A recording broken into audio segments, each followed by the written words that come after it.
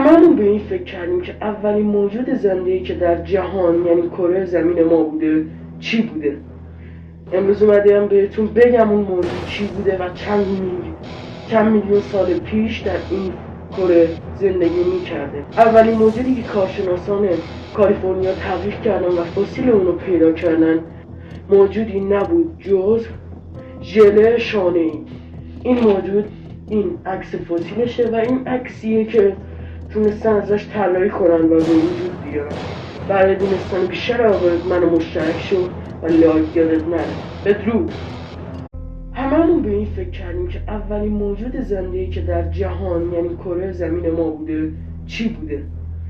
امروز اومدم بهتون بگم اون موجود چی بوده و چند میلیون سال پیش در این کره زندگی میکرده. اولین موجودی که کارشناسان کالیفرنیا تحقیق کردن و فسیل اونو پیدا کردن موجودی نبود جز ژله شانه‌ای.